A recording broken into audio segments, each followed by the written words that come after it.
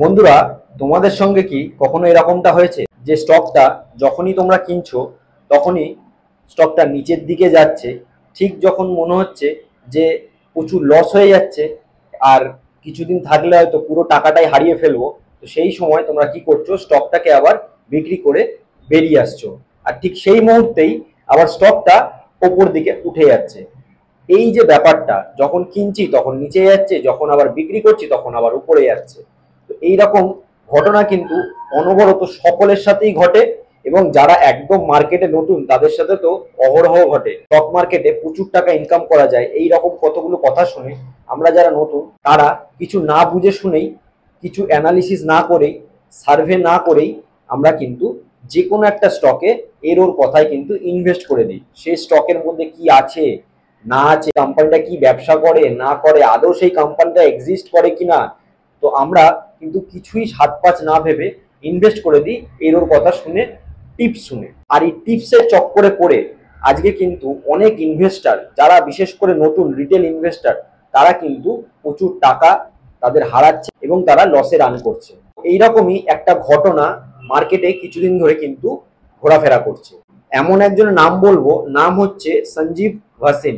এই সঞ্জীব ভাসিন আইআইএফএল এর কিন্তু বোর্ড অফ ডিরেক্টর মেম্বার ছিলেন, কন্ট্রাকচুয়াল ভাবে পরামর্শদাতা হিসেবে আইআইএফএল এ কাজ করছিলেন তারপর থেকে। তো তার যে কন্ট্রাকচুয়ালের যে দিন শেষ হয়ে যাওয়ার কিছুদিন আগেই, মানে যেদিন শেষ হওয়ার কথা তার কিছুদিন আগেই সে কিন্তু সেখান থেকে সরে আসে। তো রিপোর্ট এমনই একটা পাওয়া গেছে যে এই সঞ্জীব ভাসিন নাকি পাম্প অ্যান্ড ডাম্প বলে একটা জিনিস মার্কেটে করেছে। এই পাম্প অ্যান্ড ডাম্পের জন্য সেবির নজরে সে এসছে, এখনো কিন্তু পুরোপুরি কিন্তু প্রমাণিত হয়নি যে Sanjeev Bhasin originally pump and ডাম্পের সাথে যুক্ত, যে কারণ এখনো এর এনকোয়ারি চলছে, সেবি তার এনকোয়ারি করছে, এবং এনকোয়ারি শেষে বোঝা যাবে যে আদৌ সঞ্জীব ভাসিন পাম্প অ্যান্ড ডাম্পের সাথে যুক্ত কি যুক্ত না।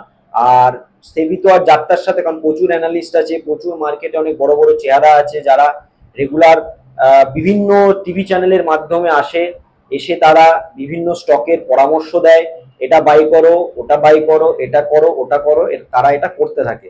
তো একটা কথা আমি সবাইকেই বলি, যে যারা টিভির যারা অ্যানালিস্ট, ঠিক আছে, যারা এসে বক্তৃতা দেয়, হ্যাঁ, টাই কোট শার্ট পরে, ঠিক আছে, তাদেরকে কিন্তু আমি মনে করি একেবারেই চোখ বন্ধ করে বিশ্বাস করা উচিত না। কারণ একটা কথা সবসময় মানতে হবে, কেউ কোনো কিছু কিন্তু ফ্রি অফ কস্ট দেয় না। যখন বুঝতে হবে যে কেউ ফ্রি অফ কস্ট কোনো কিছু দিচ্ছে, নিশ্চয়ই তার পিছনে কোনো বড় স্বার্থ অবশ্যই আছে, ঠিক আছে। তো এটা আমার পার্সোনাল মতামত, আবার সবাই যে একরকম সেটাও নয়, বাট পৃথিবীটাই এমন এবং বর্তমান সমাজটা এমনভাবেই চলছে যে কিছু পেতে গেলে কিছু অবশ্যই দিতে হয়, ফ্রি অফ কস্ট যেটাই হয় এটা কিন্তু আলটিমেটলি ভবিষ্যতে গিয়ে ক্ষতিরই সম্মুখীন হতে হয়। আমার অনেক বন্ধুদের মধ্যে এরকম হয়তো মনে প্রশ্ন যাচ্ছে যে এই পাম্প অ্যান্ড ডাম্প ওয়ার্ডটা আবার কি জিনিস, এই পাম্প অ্যান্ড ডাম্প জিনিসটা কি।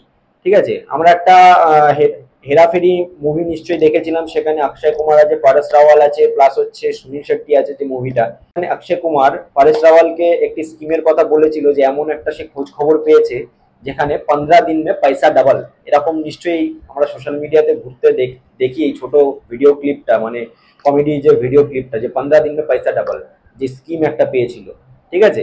তো সেই রকমই আমাদের মনের মধ্যে 15 দিন মে পয়সা ডাবল অনেকের তো আছে, যে খুব কম সময়ে কি করে পয়সা ইনকাম করব।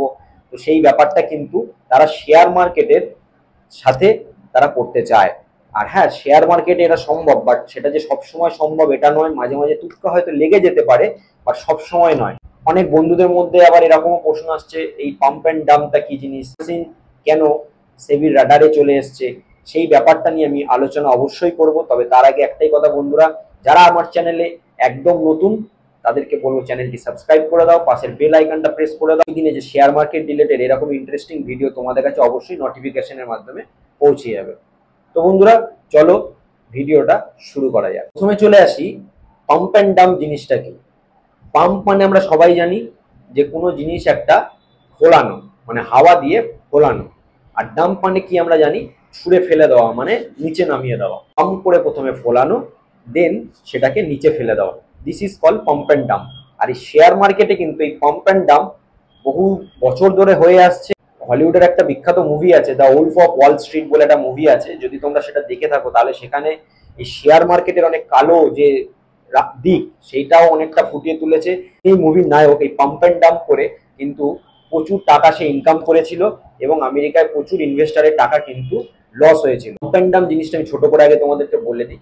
ধরো সাপোজ একটা কোম্পানি, যে কোম্পানির মালিক দীর্ঘদিন ধরে লসে রান করছে, শেয়ারের দাম একদম নিচে নেমে গেছে, অনেকদিন ট্রেডিং হয় না, সে এবার বিক্রি করে বাইরে যেতে চাইছে, মানে শেয়ার মানে কোম্পানির শেয়ারটা বিক্রি করতে চাইছে, বাট বিক্রি হচ্ছে না।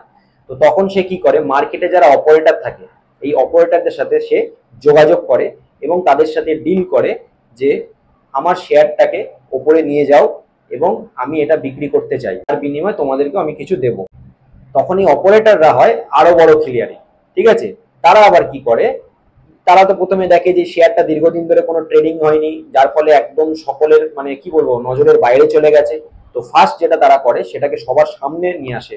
কিভাবে নিয়ে আসে, তারা এবং আরো যারা মার্কেটে যারা অপারেটর আছে তারা নিজেদের মধ্যে ট্রেডিং শুরু করে, মানে এক এক অপারেটর আজকে কিনলো তো আর এক অপারেটর আজকে বিক্রি করলো, এরকম মানে নিজেদের মধ্যে আদান প্রদান শুরু করে।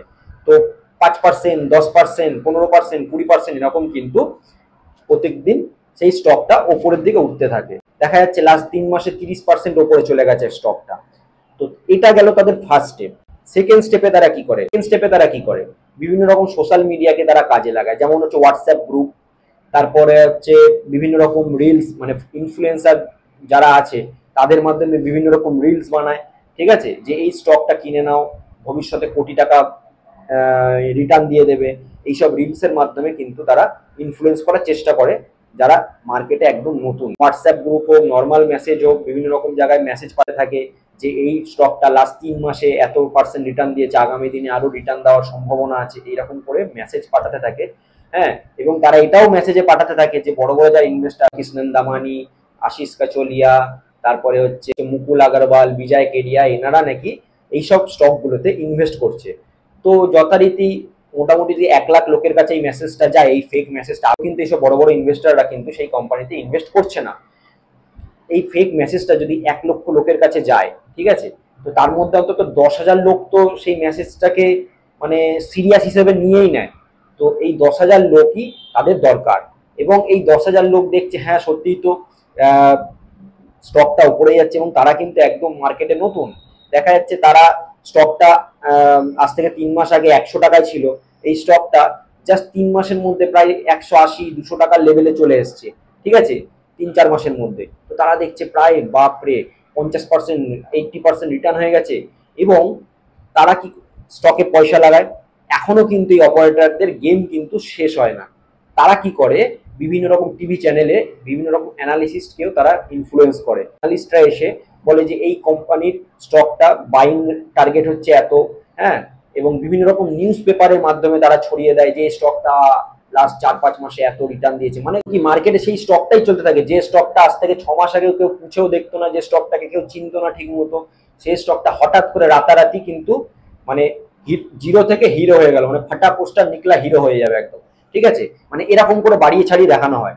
তো যথারীতি মানে এইদিকে মানে এটা বুঝতে পারছো যে পাম্প করা হচ্ছে, জিনিসটাকে ফোলানো হচ্ছে, ফুলিয়ে ফাপিয়ে দেখানো হচ্ছে। ঠিক আছে, মানে বেলুনে যত ফু দেবে বেলুন তত বড় হবে। ঠিক আছে, তো একটা সময়ের পর কি হয়, বেলুনটার মধ্যে কখনো যদি ছুঁচ বা কোনো একটা ছুঁচালো পদার্থ লেগে যায় তো বেলুনটাকে ফাটবে। তো এবার আসবে কিন্তু ফাটানোর পালা। ঠিক আছে, তো কি হবে, যথারীতি জিনিসটা আস্তে আস্তে উপরে যাবে এবং নতুন নতুন ইনভেস্টাররা তারা ইনভেস্ট করবে। তারপরে খেলা তাদের তখনও শেষ হয় না, তখনও তারা ওয়েট করে। কি করে, এই যারা নতুন ইনভেস্টার যারা ইনভেস্ট করছে তারা তাদের আত্মীয় স্বজন বন্ধুদেরকে বলতে থাকে, জানিস আমি এত টাকা লাগিয়েছি এই স্টকটাতে, আমাকে প্রায় 80% রিটার্ন দিয়ে দিয়েছে, আমাকে 50% রিটার্ন দিয়ে দিয়েছে এই অল্প দিনের মধ্যে। এবার যারা আত্মীয় স্বজন তারাও বলছে হ্যাঁ আমারও তো তাদের পয়সা দরকার, কেন বেকার ব্যাংকে আমি টাকা রেখেছি, সেখান থেকে কিছু টাকা পয়সা তুলে সেও শেয়ার মার্কেটে ইনভেস্ট করে দিল। কিন্তু সে কিনলো কোথায়, সেই 200 টাকা 250 টাকার লেভেলে সে কিনলো, মানে 100 টাকার যে লেভেলটা ছিল সেটা সেই 200-250 টাকার লেভেলে গিয়ে সে কিনলো, মানে অনেকটা হাই প্রাইসে গিয়ে কিনলো। ঠিক আছে, এইবার শুরু হয় আসল খেলা। অপারেটররা মানে মোটামুটি 200-300% একদম করে দিয়ে 1-1.5 বছরের মাথায় বা 6-7 মাসের মাথায়, ঠিক আছে, সে চলে গেল এবার কোম্পানির মালিকের কাছে। সে গিয়ে বললো যে আমার কাজ শেষ হয়ে গেছে এবার তুমি তোমার কাজ দেখে নাও, বুঝে নাও, আমি আমার কাজ করে দিয়েছি, যা ডিল হয়েছিল সেটা আমি কিন্তু কমপ্লিট করে দিয়েছি। এবার মালিক কি করে, তখন সে তার প্রফিটটাকে বুক করে বেরিয়ে আসতে থাকে। এবার সে একবারে তো পুরোটা বিক্রি করবে না, তাহলে লোকে বুঝে যাবে যে এখানে একটা কিছু ভুলভাল কাজ হয়েছে যদি একেবারে বিক্রি করে চলে আসে। তো তার জন্য কি করে, সে অল্প অল্প অল্প 5%, 5%, 10%, 5%, 10% তার স্টেক বিক্রি করতে থাকে। এবং যখনই সে বিক্রি করে তখনই কি হয়, লোয়ার সার্কিট লাগতে থাকে। এবার দেখা গেল 250 টাকারটা হঠাৎ করে 230 হয়ে গেল, 230-এরটা হঠাৎ করে 210 হয়ে গেল, এরকম করে সে বিক্রি করছে, মানে স্টকের প্রাইসও কমতে থাকছে।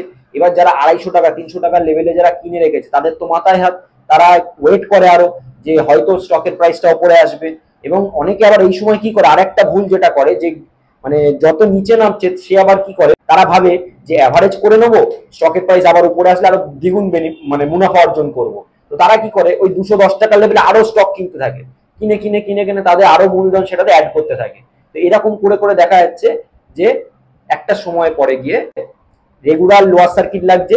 আর যে বিক্রি করতে চাইছে নর্মাল যারা রিটেল ইনভেস্টার বা নতুন যারা এসছে, যারা না বুঝে শুনে যারা ইনভেস্ট করেছে, তারা যখন দেখছে রেগুলার তো মানে লসই লস হচ্ছে, তো যেটুকু আছে সেটুকুনি বাঁচাতে হবে, সেইটুকুনি বাঁচানোর জন্য তারা যখন বিক্রি করতে যাচ্ছে তো রেগুলার লোয়ার সার্কিট লেগে যাচ্ছে। তো এইভাবে তারা ফেসে যায়। এই যে পাম্প করে ফোলানো আর তারপরে ডাম্প করে ফেলে দেওয়া, এটাকেই কিন্তু শেয়ার মার্কেটে পাম্প অ্যান্ড ডাম্প স্কিম বলা হয়। এই পাম্প অ্যান্ড ডাম্প স্কিমে কিন্তু অহরহ নতুন যারা ইনভেস্টার কিন্তু ফাঁসতে থাকে এবং ফেসেও যায়, প্রচন্ড পরিমাণে লস করে এবং তারা গালাগাল দিতে থাকে যে আমি শেয়ার মার্কেটে টাকা ইনভেস্ট করে ফেসে গেছি, হ্যাঁ আমার প্রচুর টাকা লস হয়ে গেছে, আমি লুটে গেছি। কিন্তু বন্ধুরা একটাই কথা বলি, প্রথম কথা এই জিনিসগুলো থেকে কিন্তু বাঁচা যেতে পারে। তার আগে আমি আরেকটা কথা বলি, যে সঞ্জীব ভাসিন, এই সঞ্জীব ভাসিন বিভিন্ন রকম টিভি চ্যানেলে আসতো, এসে কিন্তু বিভিন্ন রকম স্টকের ব্যাপারে সে বাইং টার্গেট দিত, যে এই টার্গেটে প্রাইস যদি পাওয়া যায় তাহলে বাইং করার তার সে পরামর্শ দিত। মানে সেবির কাছে এরকমও রিপোর্ট জমা পড়েছে বা এসছে, এই সঞ্জীব ভাসিনের নাকি যারা ক্লোজ খুব রিলেটিভ আছে বা বন্ধু বান্ধব আছে, তারা অলরেডি আগে থেকে কোন একটা স্টকের পজিশন নিয়ে নিত। পজিশন ধরো 100 টাকার স্টকটা তারা কিনলো, কেনার পর সঞ্জীব ভাসিন বলে দিল যে আমি আগামী দিনে এরকম স্টকের ব্যাপারে আমি কিন্তু টিভি চ্যানেলে গিয়ে বলবো, তো তখন কিন্তু স্টকের প্রাইস বেড়ে যাবে, তো প্রফিট বুক করে নিন, ঠিক আছে। তো 100 টাকা কিনে দেখায় সঞ্জীব ভাসিন যেদিনকে বললো আরো স্টকটা হয়তো 20 টাকা 25 টাকা বেড়ে গেল, তো তারা সেই 20-25 টাকা প্রফিট করে বেরিয়ে চলে এলো। আর যারা আবার সঞ্জীব ভাসিনের কথা শুনে, টিভি অ্যানালিস্টের কথা শুনে ওই 125 টাকার লেভেলে কেনাকাটি শুরু করলো, তারা আবার লসের মুখ দেখলো। এই পাম্প অ্যান্ড ডাম্পের সাথে কিন্তু সঞ্জীব ভাসিনের নাম জড়িয়ে গেছে, এবি কিন্তু সেটা এখন এনকোয়ারি করছে। এবার বন্ধুরা বলে দিই, 2-3টে জিনিস আছে, যেই 2-3টে জিনিস মেনটেন করলে কিন্তু এইরকম মানে লসের মুখ থেকে কিন্তু বাঁচা যেতে পারে।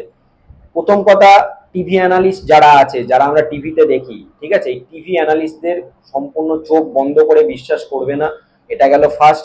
কারণ কেউ ভগবান নয়, আর শেয়ার মার্কেট কিন্তু কেউ জানে না কোন দিকে যাবে। পার্টিকুলার কোনো একটা স্টক টিপস পেয়েছি যে এই স্টকটা আগামী দিন ওপরে যাবে, এরকম করে কিন্তু শেয়ার মার্কেটে ইনভেস্ট করো না, আলটিমেটলি লস হবে তোমাদেরই। 2 নম্বর যেটা, বিভিন্ন রকম হোয়াটসঅ্যাপ গ্রুপ বা মেসেজ এগুলোকে ইগনোর করো। হোয়াটসঅ্যাপ গ্রুপ থেকে একদম বিশ্বাস করবে, ইমিডিয়েট একটাই তাদেরকে আমি পরামর্শ দেবো, যে কেউ যদি এরকম কোনো হোয়াটসঅ্যাপ গ্রুপের সাথে যুক্ত যেখানে রেগুলার টিপসের মাধ্যমে তোমার ট্রেডিং বা স্টকের কেনা বেচা করছো, তারা কিন্তু সাবধান হয়ে যাও। যারা নতুন, বিশেষ করে যারা না বুঝে শুনে অনলি ফর টিপসের মাধ্যমে তাদের ট্রেডিং চালিয়ে যাচ্ছ এবং ইনভেস্টমেন্ট চালিয়ে যাচ্ছ, তারা কিন্তু সাবধান হয়ে যাও। আর 3 নম্বর যেটা বলবো সেটা হচ্ছে, অবশ্যই নিজে পড়াশোনা করে, নিজে অ্যানালিসিস করে, লং টার্মের জন্য যদি কেউ ইনভেস্ট করো ফান্ডামেন্টাল অ্যানালিসিস করো, শর্ট টার্মের জন্য এক্সিট এবং এন্ট্রি লেভেলটা জানা দরকার, সেটার জন্য পড়াশোনা দরকার, সেটার জন্য মার্কেটে সময় দিতে হবে। লার্নিং নিয়ে এডুকেট হয়ে তারপরে কিন্তু শেয়ার মার্কেটে সে লং টার্মে যাও শর্ট টার্মে যাও যেটা খুশি করতেই পারো, বাট অবশ্যই নিজের অ্যানালিসিস করে কিন্তু করতে হবে। তাতে যদি 6 মাস লেট হয় তাই হোক, কোনো অসুবিধা নেই, কিন্তু না বুঝে শুনে এরর কথা শুনে যদি ইনভেস্টমেন্ট করতে থাকো তাহলে আলটিমেটলি কিন্তু লস তোমাদেরই হবে।